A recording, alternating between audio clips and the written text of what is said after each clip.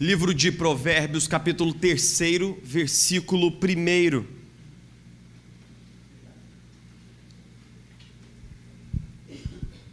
Quando o sábio... Amém, igreja? Todos juntos aí? Quando o sábio diz assim: meu filho, não se esqueça da minha lei, mas guarde no coração os meus mandamentos, pois eles prolongarão a sua vida por muitos anos e lhes darão prosperidade e paz. Que o amor e a fidelidade jamais o abandonem. Prenda-os ao redor do seu pescoço, escreva-os na tábua do seu coração. Então você terá o favor de Deus e dos homens e boa reputação. Confie no Senhor com todo o seu coração e não se apoie em seu próprio entendimento. Reconheça o Senhor em todos os seus caminhos e Ele endireitará as suas veredas. Não seja sábio aos seus próprios olhos, tema o Senhor, evite o mal, e isso lhe dará saúde ao corpo e vigor aos ossos. Honre o Senhor com todos os seus recursos e com os primeiros frutos de todas as suas plantações. Vamos ler todos juntos a promessa do versículo 10? Os seus celeiros ficarão plenamente cheios e os seus barris transbordarão de vinho. Senhor Jesus, tem misericórdia de nós. A gente está juntado aqui nessa hora para ouvir da Tua palavra. E que mesmo apesar de mim, que sou pecador, que sou limitado, tão pequeno, que mesmo apesar de mim o Senhor possa comunicar graça e verdade. Nós estamos confiados no milagre do Teu Espírito, no milagre do fato de que o mesmo Espírito que inspirou a Sagrada Escritura pode e vai agora aplicá-la, iluminá-la ao nosso coração. Nós oramos por discernimento espiritual, nós oramos pedindo que o Senhor fale conosco. Nós oramos humildemente, mas existe uma grande confiança na nossa oração, porque ela é feita no nome de Jesus, o nosso Senhor e Salvador. Amém e amém. Suponhamos que no instante em que você ouviu o Evangelho pela primeira vez, pela primeiríssima vez, e que a graça de Cristo se revelou diante dos seus olhos, do seu coração, você fez aquela oração que todos nós que somos cristãos um dia fizemos: Senhor, eu estou aqui, minha vida é sua, que minha vida seja cheia do Teu Espírito e que a Tua presença possa morar na minha vida. Faz da minha vida morada, Senhor Jesus, mora na minha vida.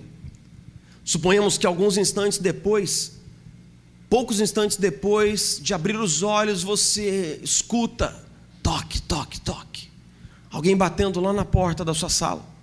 Aí você fala assim: rapaz, mas justo agora, né? Atrapalhando meu período de oração. E aí você caminha curioso pelos corredores da casa, chega lá na sua porta, abre, e quem é que está batendo? O próprio Jesus.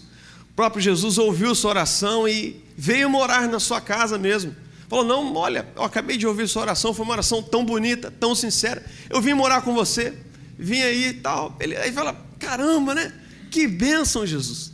E aí então você se assenta com Jesus na sala, fica feliz de tê-lo ali, oferece para ele uma água, ele toma contente, né? Passa a mão nos cabelos longos e sedosos assim, começa a contar, né, de como foi o final de semana. Aí você pega o álbum de casado, mostra para ele e tal, pega algumas fotos da família, pega um violão que você tem no canto lá para mostrar para ele, e aí fala assim: ah, Jesus, vou te mostrar o resto da casa, né?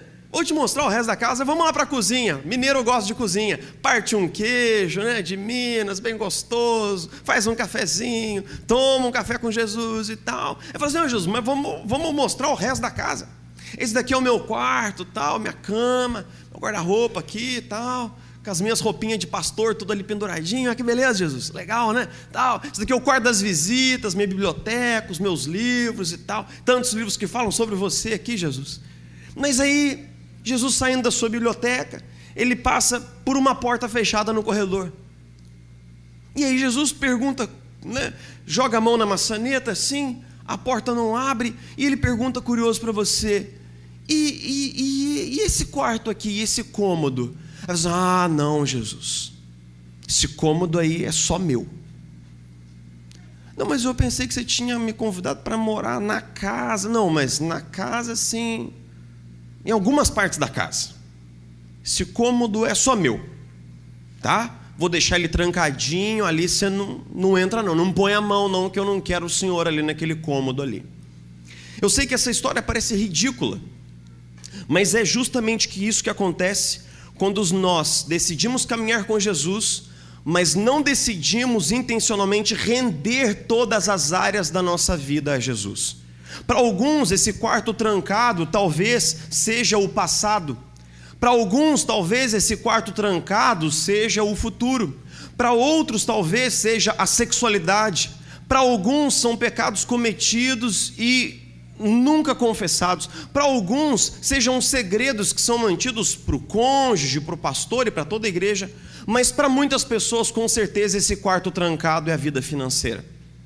Para muitos de nós ainda não abrimos todos os quartos da casa para Jesus e não submetemos todas as áreas da nossa vida a Jesus. E o que acontece quando Jesus não está nesse cômodo da casa? Ali se acumula escuridão, sujeira, confusão e caos. Randy Alcorn afirma que 90% dos divórcios nos Estados Unidos envolvem brigas por dinheiro entre os cônjuges. Muitos cristãos estão perdendo o sono e a alegria com dívidas imensas, com problemas financeiros. Muitos casais discutem acaloradamente sobre a gestão financeira dos lares. Muitos cristãos se encontram viciados em compras, adictos por terem mais e mais e mais, vítimas do materialismo e da mentalidade de que ter mais é sempre melhor. Não precisa nem falar que o evangelho da prosperidade entrou em praticamente todos os arraiais do globo, sem exceção. Das denominações mais históricas, as mais recentes, as pentecostais, todos os arraiais estão contaminados pela ideia de que Deus veio nos fazer prósperos e ricos, não no coração, nem na fé, mas exclusivamente no bolso. Bill Hybels diz: é impossível viver uma vida simples, balanceada e tranquila se nós temos ainda uma relação desbalanceada com o dinheiro.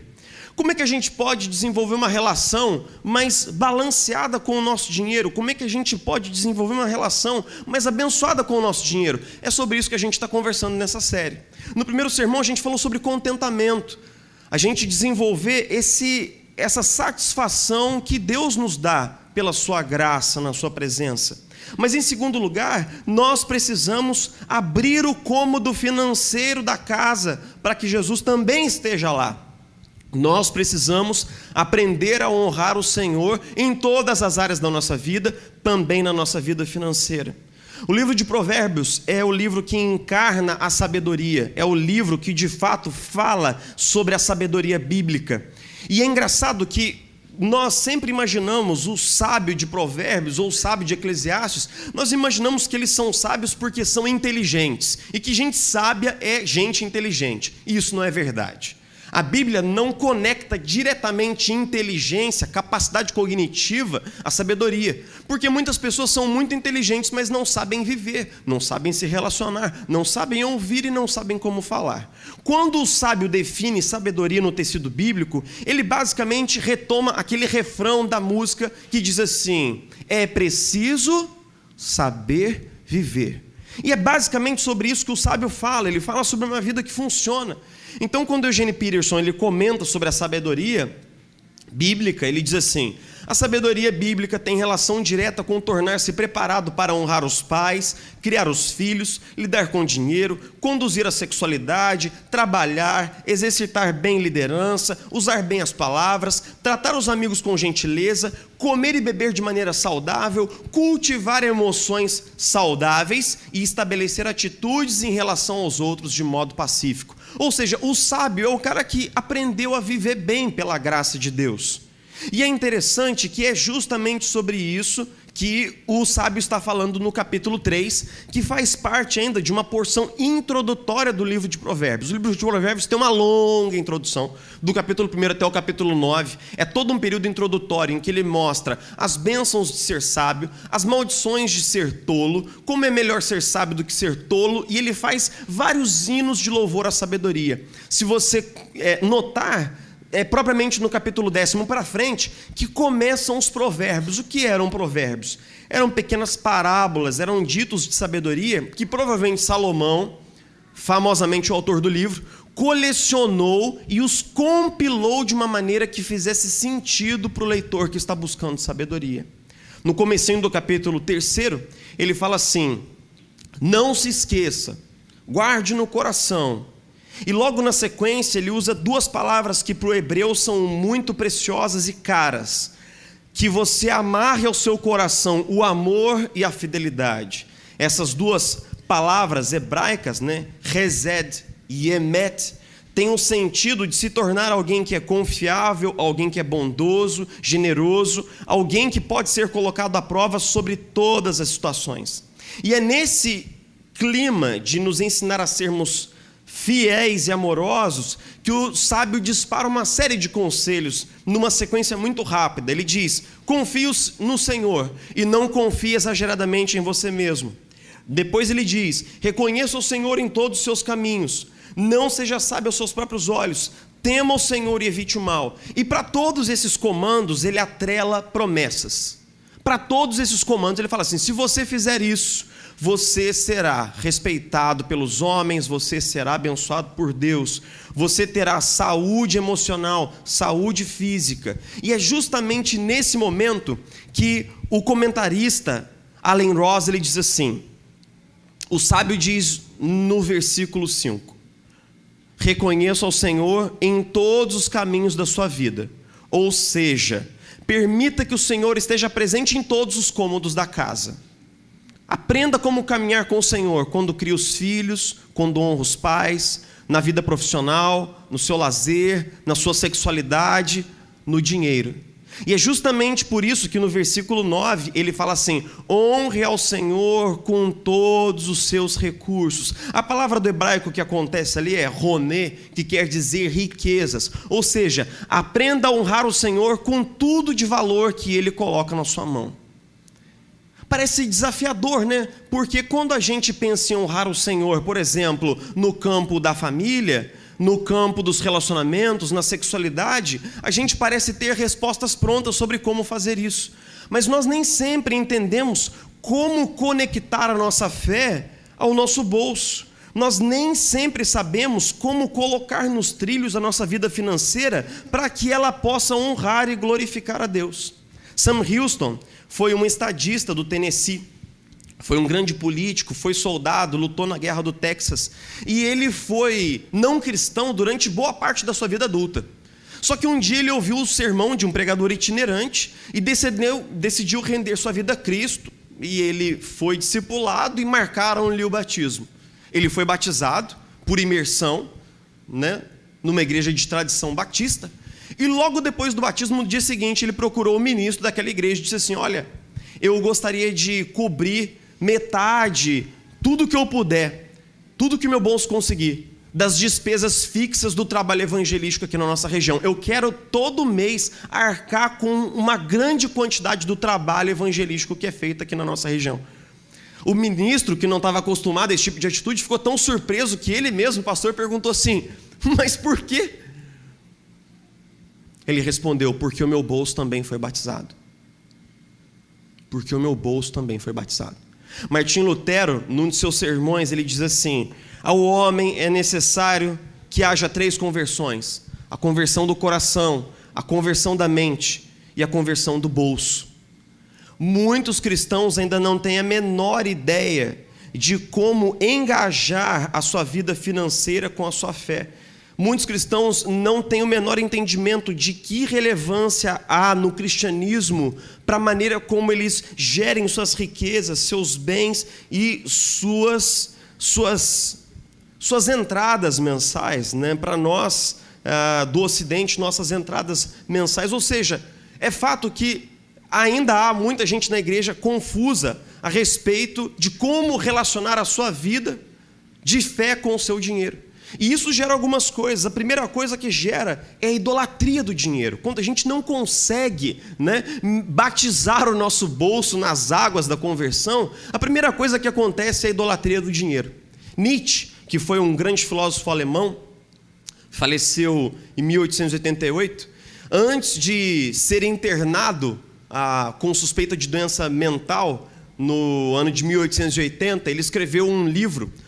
E nesse livro, no qual ele falava sobre a morte de Deus, ou seja, o fato de que as pessoas do Ocidente criam cada vez menos em Deus, ele diz assim: quando a ideia de um Deus cuidador e amoroso tiver sumido da cabeça das pessoas, daqui a alguns séculos, elas idolatrarão o dinheiro, porque passarão a acreditar que quem coloca pão na sua mesa e quem paga as suas contas é o dinheiro que elas têm no bolso. Será um tempo em que Deus estará morto e o dinheiro será deificado e glorificado. Irmãos, eu não tenho a menor dúvida de que Nietzsche estava certo e de que nós vivemos nesse tempo em que nós acreditamos que o nosso dinheiro cuida de nós e de que nós valemos pelo que temos. Eu sei que a gente fala assim: não, ter posses não é importante. Irmãos, vamos falar sério, nós achamos importante. Por mais que a gente ache que é pouco importante, nós ainda tributamos importância, porque nós vivemos numa sociedade materialista, nós vivemos numa sociedade em que tudo se resolve na base do dinheiro. Nós vivemos numa sociedade em que o pós-capitalismo se tornou uma idolatria do dinheiro. Quem é que já não pensou assim: ah, rapaz, eu estou com um parente doente, eu estou com uma pessoa lá no hospital, mas se a gente fosse uma família que tivesse mais dinheiro. Irmãos, a gente sempre imagina que o dinheiro vai resolver todos os problemas. Lembre-se que na Bíblia são apontados 3 sinais de idolatria: quando você ama, obedece e serve. Essa realidade se tornou mais do que ela deveria ser na nossa vida. Quando nós confiamos no dinheiro, amamos o nosso dinheiro, obedecemos o nosso dinheiro. Quando o dinheiro não é mais só dinheiro.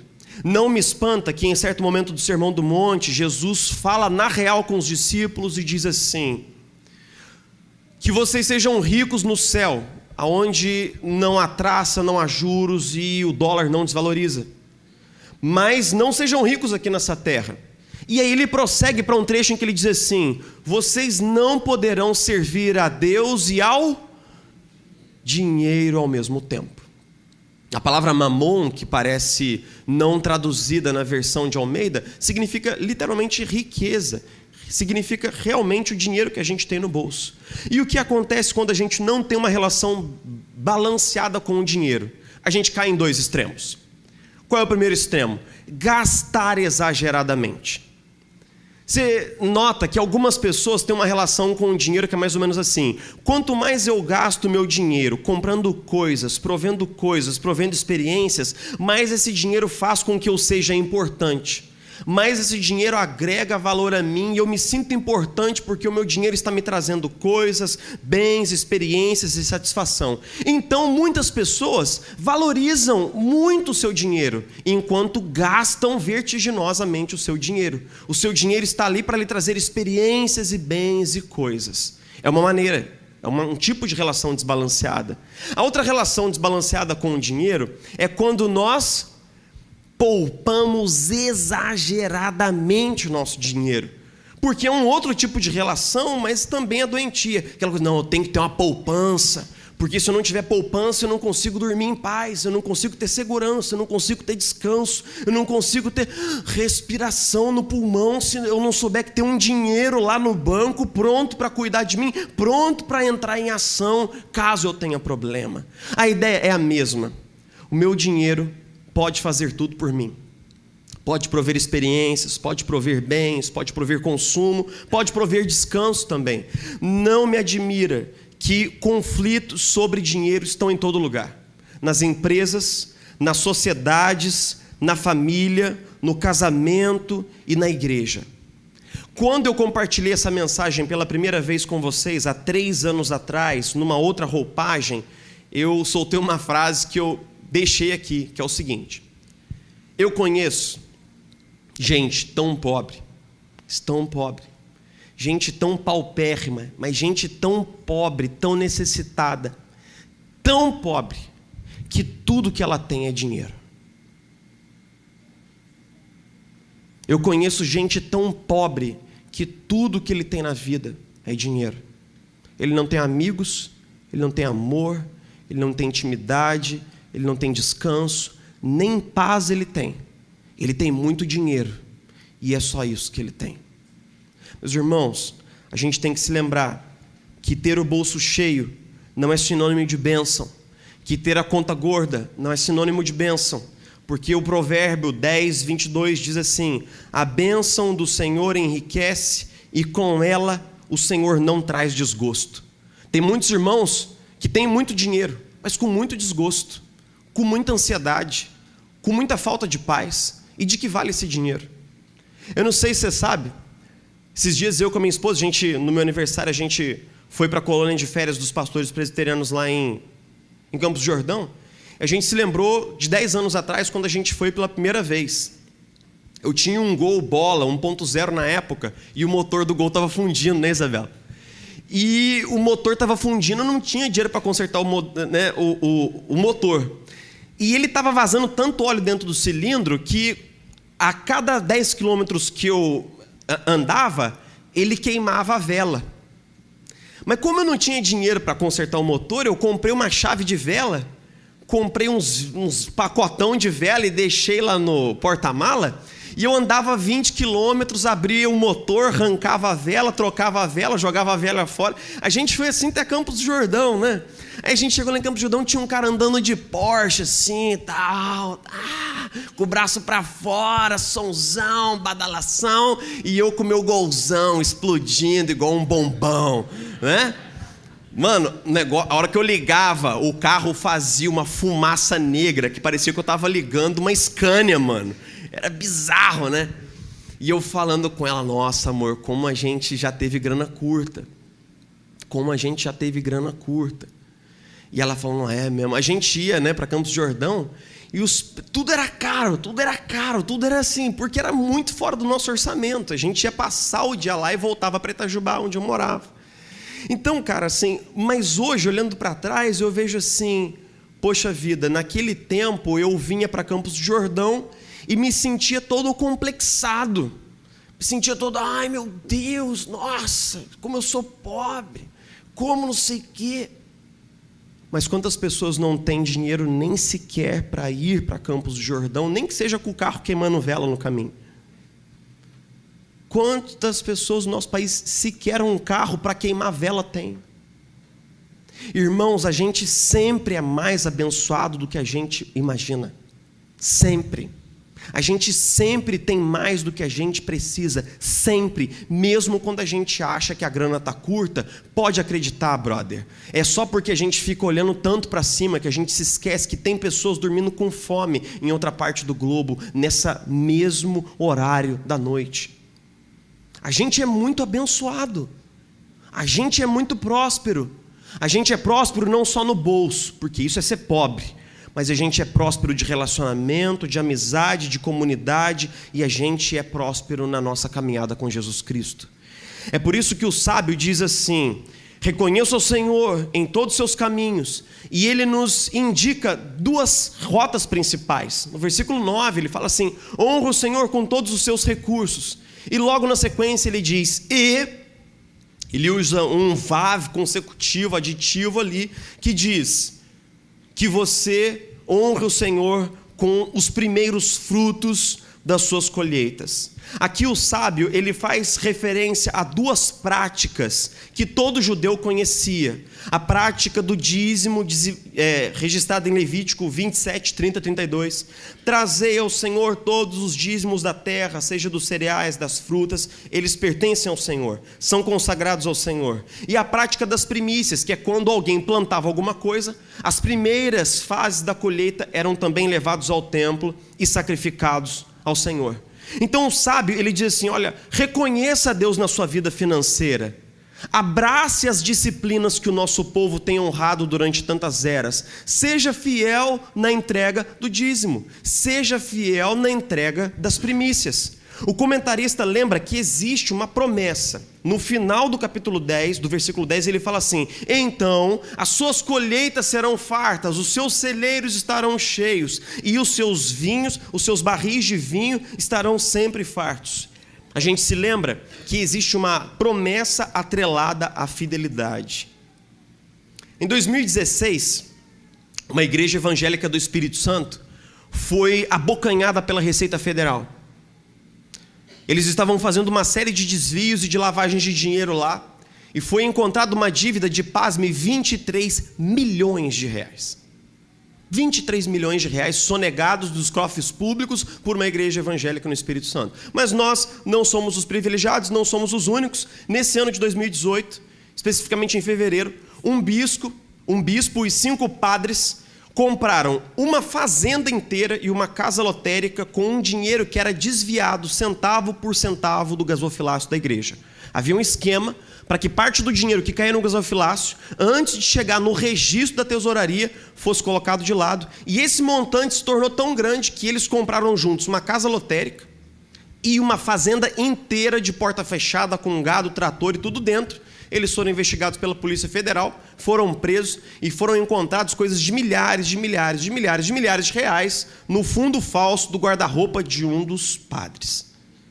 Quando tudo isso acontece, isso só reforça a crítica que existe no nosso tempo da maneira como a igreja lida com o dinheiro, essa relação pública entre fé e dinheiro.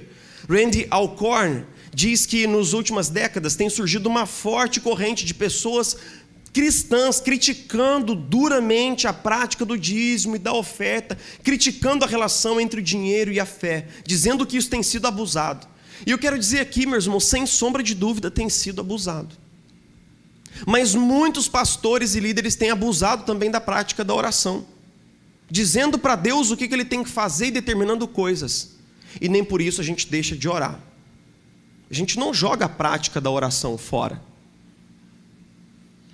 Muito do que tem sido escrito e pregado sobre batalha espiritual está amplamente, terrivelmente equivocado. Mas nem por isso nós deixamos de crer na batalha espiritual, no poder da oração, na ação do diabo, no discernimento de espíritos e no fato de que nós temos que vigiar o tempo todo contra o diabo. Nós descremos, por acaso, irmãos, de batalha espiritual? Não.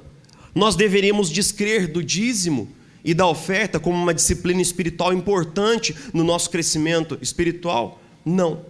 Agora, é engraçado que muito do que tem sido escrito e está por aí na internet, você pode procurar depois, é o seguinte: pessoas dizendo assim, na verdade, o dízimo é uma prática do Antigo Testamento.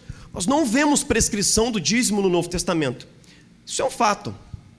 Na verdade, o único texto no Novo Testamento é um texto de Jesus falando o seguinte: ai de vocês, mestres da lei, fariseus hipócritas, vocês dão o dízimo da hortelã, do endro e do cominho, mas têm negligenciado os preceitos mais importantes da lei, a justiça, a misericórdia e a fidelidade. Mas Jesus encerra dizendo: vocês devem praticar estas sem omitir aquelas. No único trecho em que Jesus fala sobre dízimo, ele diz que eles deveriam fazê-lo, ele não diz que eles não deveriam fazê-lo. Além disso, nós temos instruções em Gálatas 6,6, em 1 Timóteo 5,17, que diz que os cristãos do primeiro século sim sustentavam seus pastores com algum tipo de renda, que não fica declarado no texto, mas nós pressupomos que porque eram judeus, seriam os dízimos e ofertas.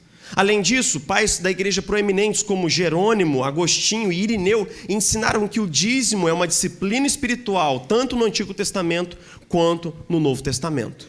Mas vamos supor que eu esteja conversando aqui com alguém que fala assim: não, pastor, eu não vou ser demovido da minha posição. Eu não vou ser demovido.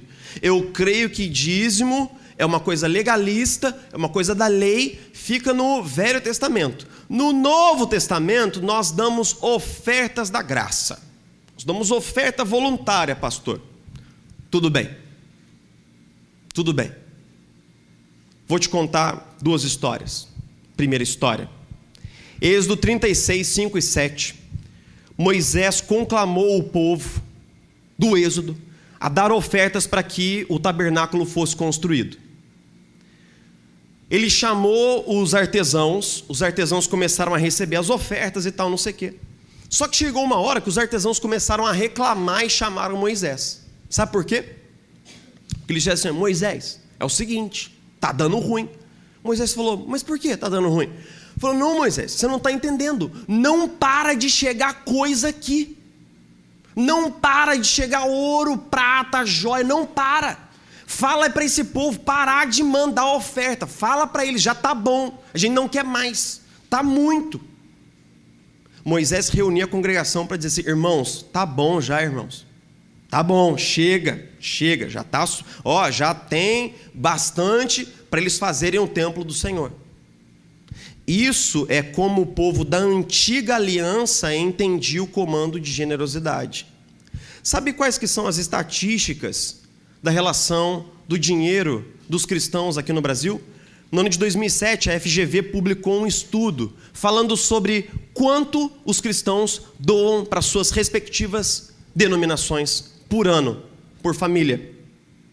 O católico doa, em média, 0,54% da renda familiar para o sustento da igreja. 0,54%. O evangélico pentecostal doa, em média, 2,25% da renda familiar para a igreja. E os evangélicos tradicionais doam, em média, 1,48% da renda familiar para a igreja. É engraçado, né? Parece que nós, o povo do Novo Testamento, que temos mais discernimento de Jesus e da graça de Deus, conseguimos ser largamente menos generosos do que o povo da antiga aliança. E isso é chocante e é escandalizante. Uma estatística dos Estados Unidos diz que 40% dos membros da igreja não sustentam sua igreja com sequer $1 por ano colocado no gasofilácio, nem para missões, nem para causas locais. Enquanto isso, no campo missionário, missionários são forçados a pular por cima do pescoço, como a gente diz em Minas, para poder se manter e se sustentar nos seus campos. Irmãos, nós precisamos de fato que nossas congregações sejam esclarecidas a respeito da disciplina espiritual, do dízimo e da oferta. Eu sei que quando eu comecei a série, alguém falou assim para mim: nossa, pastor, eu não acredito que o senhor deveria fazer uma série sobre dinheiro assim, porque a gente está recebendo muitos visitantes na igreja, vai causar um desconforto, né? Esse negócio de dinheiro aqui no Brasil está tão complicado, está tão errado. Eu falei: meus irmãos, mas nós não podemos nos afastar da Escritura Sagrada. Nós não podemos nos afastar dos comandos da Bíblia. Meus irmãos, vocês acham que a gente tem que ter vergonha de falar da nossa relação, do nosso dinheiro com a nossa fé, porque tem coisa errada sendo feita por aí? Será que não é justamente agora a hora da gente se posicionar biblicamente, lembrar o que a Bíblia nos diz sobre a relação da nossa fé com o nosso bolso? Será que não é exatamente agora que a gente tem que mostrar idoneidade, transparência? Alguém falou assim: ah, pastor, eu não gosto daqueles envelopes com o nome dos membros que ficam lá e registrado ali. Meus irmãos, não é para a gente abrir o envelope do irmão, mas é para a gente saber que aqui na igreja a gente leva isso muito a sério. E para R$1 ser roubado do nosso gasofilácio, meu irmão, o cara tem que fazer chover e ventar, porque tem 4 checagens sendo feitas todo domingo de cada centavo que cai aqui dentro do gasofilácio. Nós levamos isso muito a sério, porque nós sabemos que nós estamos vivendo momentos confusos. É lógico que todo irmão é livre para usar ou não envelope, fica na paz de Jesus Cristo, na paz celestial, mas nós, a direção da igreja, estamos provendo tudo o que é necessário para que você saiba que aqui a gente não brinca com coisa séria. A gente não brinca com o esforço do seu suor, do seu trabalho. E não se esqueça que cada um dos pastores e presbíteros também dizima aqui na igreja local. Esse dinheiro aqui eu quero saber para onde vai, porque também é meu. Porque também é meu. Eu acredito e eu pratico a disciplina espiritual do dízimo. Conto uma história para você de quando eu era seminarista. Ganhava 400 pila por mês no meu último ano. R$400, como diz lá em Minas. R$400. Rapaz, eu dava o dízimo, R$40. Aí alguém me viu jogando um gasofilácio, né? Jogando um trem lá no gasofilácio, falou assim: ô Jefferson, você dizima? Eu falei: eu dizimo. Mas você dizima do quê se você não tem salário? Eu falei: não, a igreja me oferece um sustento, eu dizimo disso. Ele falou: mas eu acho que você não deveria dizimar. Eu falei: por quê? Porque nossa igreja é muito rica. E é mesmo. A Igreja Presbiteriana de Itajubá construiu recentemente aí um complexo arquitetônico de 3 milhões de reais. Nossa igreja é muito rica. O que os seus 40 pilinha vai fazer? Eu falei assim, bom, o que ele vai fazer no gasofilácio eu não sei, mas o que ele tem feito no meu coração é muita coisa. Meu dízimo não é para a igreja, meu dízimo é para o Senhor. Rapaz, dito e feito. Eu me agarrei na prática do dízimo, era pouquinho, mas eu acreditava que Deus... Aí, irmãos, veio o primeiro salário de pastor da minha vida, eu nunca vou me esquecer. Foi 2.000 pila. Oh, glória! Fiquei rejubilante, rapaz. Peguei aquele envelope na mão, fui para casa dançando na glória do Senhor.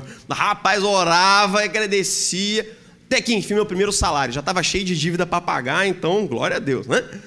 Aí eu fui fazer o checão do dízimo. Agora o dízimo era de quanto? 200 pila. Mano, na hora que eu preenchi meu primeiro cheque, coloquei na mesa, eu fiquei falando, Jesus amado, quantos livros, né? Pastor é viciado em livro, rapaz, um negócio sério. Quantos livros cabe 200 contos, Jesus? Aí comecei a negociar com Jesus. Ah, não, Jesus, vou dar só do líquido, o que sobrar depois eu vejo aí contigo aí, ó. Tal, não sei o quê. Comecei ali. Rapaz, eu sei que eu tomei a decisão de dizimar daquele valor. Mas eu vou contar para vocês, irmãos, eu caminhei até o gasofilácio, porque eu dizimo antes de todo mundo chegar na igreja, porque eu sou o primeiro a chegar. A hora que eu fui enfiar o cheque, eu quase que fui dentro do gasofilácio junto com o cheque. Meus irmãos, a mão não desgrudava do raio do cheque. Foi difícil. Foi difícil. Porque eu achava que ia me faltar. Porque eu achava que ele podia ser usado com outras coisas. E eu quero dar um testemunho aqui sem nenhum medo de ser feliz. Eu tenho dizimado ao Senhor todos os dias da minha vida desde que eu voltei para Jesus no ano de 2013. Todos os dias. E se tem uma coisa que eu não me arrependo, é disso daí. Eu sempre compartilho com a minha esposa. Cara, é o dinheiro mais abençoado do mês. A gente paga IPVA, a gente paga seguro, a gente paga uma série de coisas que a gente fica se perguntando para onde vai esse dinheiro. Mas o meu dízimo está sendo empregado na obra do Senhor e eu dou glória a Deus por isso. Meus irmãos, a gente não pode ter medo de explicar para a igreja como nós cristãos nos relacionamos com o nosso dinheiro. Eu quero falar para você sobre 5 práticas espirituais para você atrelar a sua fé às suas finanças. Primeira prática, separe o dízimo que é do Senhor. Faça isso, faça pela fé. Segunda coisa, que você possa ter gratidão ao Senhor em todo o tempo, em toda a provisão. A grana encurtou, louva Jesus Cristo. A grana aumentou, louva Jesus Cristo. Seja contente em todo o tempo de provisão. Em terceiro lugar, imagine-se contribuindo para outras causas e para outros projetos. Por exemplo, minha esposa, ela contribui há alguns anos já para Médicos Sem Fronteiras. Cara, que trabalho maravilhoso que Médicos Sem Fronteiras faz ao longo do globo. Que bênção a gente poder suportar projetos sérios, ONGs sérias nas suas frentes, nas suas iniciativas. Que legal isso. Em quarto lugar, imagine como você pode a todo mês, com responsabilidade, poupar um pouquinho do seu dinheiro para tempos de emergência. Eu sei que é difícil, né, a gente fazer tanta coisa com dinheiro, mas a gente espreme dali, faz uma boa gestão daqui e Deus vai te dar a oportunidade de ter lá uma poupancinha, lá, quietinha, guardadinha, abençoada. E em último lugar, não se esqueça de ser generoso com a comunidade que está à sua volta. Esses dias atrás, a gente foi levar fraldas à casa da dona Luzirene. E eu sei que depois Eide e Otaciano foram levar uma série de doações da nossa igreja para nossa irmã Raimunda. Irmãos, que bênção. Eu louvo pela sua vida que colocou 10 realzinhos, 5 nesse projeto. Sabe por quê? Porque o que é pouquinho para a gente é tão bênção para essas pessoas. É tão bênção para essas pessoas. Nos meus tempos mais de dureza mesmo, eu sou do tempo que eu ainda falava com a Isabela por cartão telefônico. Quem se lembra aqui do bendito cartão telefônico, né? Que benção, né, irmãos? Você colocava o cartãozinho ali e você estava conversando com a pessoa, mas ouvindo o tique-tique do crédito, não era? Tipo, 20 créditos, aí pique. Aí o último pique era um pique mais longo. Pique, isso quer dizer assim, acabou a prosa. Acabou a prosa. E eu estava num dia muito triste, cara. Era o ano de 2006, eu estava muito abatido, a nossa igreja estava passando por um momento terrivelmente difícil, e naquele mês o meu dinheiro acabou muito antes do final do mês e eu não tinha dinheiro para comprar um cartão para ligar para a Isabela para a gente conversar um pouco. Uma irmã da igreja, uma irmã das mais humildes da igreja, não era gente abastada, nem gente rica, uma irmã da igreja, chegou no final do culto, falou assim, pastor, não era pastor ainda, seminarista Jefferson, que bom te ver aqui. Ela pegou um envelopinho e colocou no meu bolso. Pá. Mano, eu protestei contra aquilo. Protestei, falei, não, que isso, de maneira nenhuma, tal, não sei o quê, não vou aceitar, e piriri, pororó. Porque eu sabia das condições daquela família. Ela colocou a mão em mim e falou assim, você quer me impedir de ser abençoada? Você quer impedir a bênção de Deus na minha família? Falei, não, minha irmã, não quero não. Então, fica quietinho e vai em nome de Jesus. Oh, glória! Aquele dinheirinho, irmãos, me ajudou a comprar um cartão telefônico. E enquanto eu conversava com a minha futura e digníssima esposa, aquela alma muito bela que lá está, olhando para mim com seus olhos cândidos de pomba, ó, né? Esposa amada. Queridos, eu não pedi para ninguém, eu não disse, tal, a grana está curta, eu não fui para o conselho da época pedindo ajuda, mas Deus sabia, não sabia, irmãos? Deus não sabia? Deus sabia. Deus sabe do que você precisa, meu irmão, minha irmã. Deus sabe de tudo. E Deus sabe que você precisa de mais do que dinheiro. Você precisa de paz. Você precisa de tranquilidade. Você precisa de aconchego. Você precisa sentir a presença de Jesus no seu casamento, curando a sua vida.